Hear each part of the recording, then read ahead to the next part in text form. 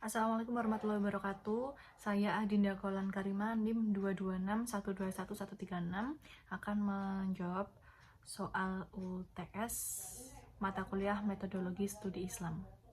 Nah, untuk soal yang pertama yaitu tentang tuduhan atau tanggapan terhadap tuduhan bahwa Islam adalah hasil jebakan dari Yahudi. Nah, yang pertama itu meliputi tentang penciptaan langit dan bumi selama 6 hari.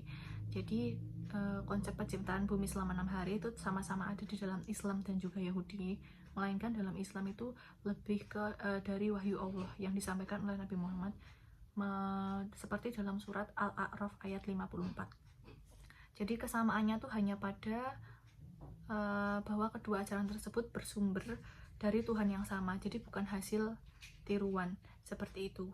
Lalu untuk yang kedua yaitu hari suci dalam sepekan. Di dalam Islam itu hari sucinya tuh pada hari Jumat, sedangkan pada Yahudi itu hari sucinya pada hari Sabtu. Dari situ saja sudah berbeda, jadi bisa disimpulkan bahwa Islam itu tidak menjiplak dari Yahudi. Yang ketiga yaitu adalah kosakata yang mirip. Mungkin terdapat banyak kosakata yang mirip di dalam kitab Yahudi dan juga kitab Islam yaitu Al-Quran, melainkan itu bukan jiblakan, tetapi itu adalah berasal dari bahasa Semit, seperti itu. Yang keempat yaitu perdagangan Nabi Muhammad di Syam.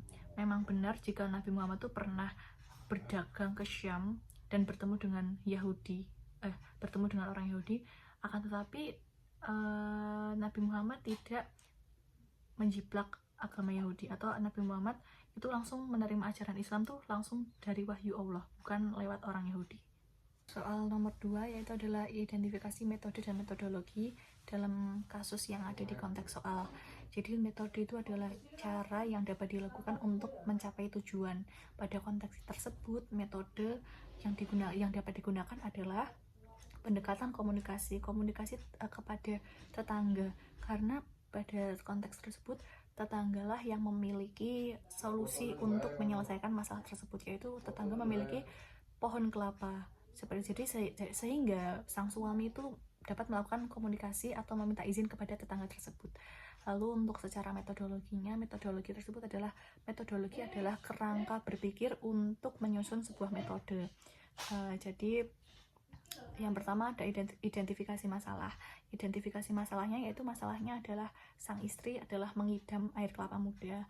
Lalu ada mencari solusi. Untuk solusinya adalah meminta izin kepada tetangga yang punya pohon kelapa, apakah diperbolehkan tidak. Yang ketiga adalah mengevaluasi, yaitu diperbolehkan atau diizinkan tidak untuk meminta kelapanya, seperti itu. Soal yang ketiga adalah peta konsep MSI atau metodologi studi Islam.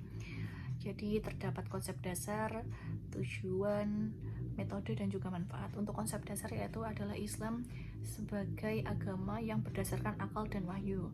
Lalu memiliki tujuan yaitu untuk mempelajari Islam secara sistematis dan juga ilmiah dengan metode tekstual yaitu Al-Quran dan hadis, dan kontekstual sejarah dan juga budaya.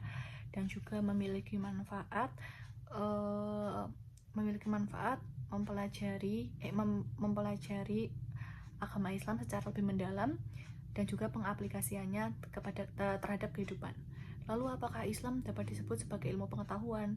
Iya, dapat, karena di dalam Islam sendiri juga memiliki sistem keilmuan seperti ilmu hadis, ilmu tafsir, ilmu fikih, dan masih banyak lagi. Lalu yang kedua, karena Al-Quran dan hadis itu berisikan juga tentang fenomena sosial, nilai moral, dan macamnya yang dapat dikaji secara ilmiah. Dan yang terakhir adalah Islam mendorong penggunaan akal dan pengamatan dalam memahami ciptaan Allah, seperti dalam surat Al-Ghasyiyah ayat 17-20. Sekian, terima kasih.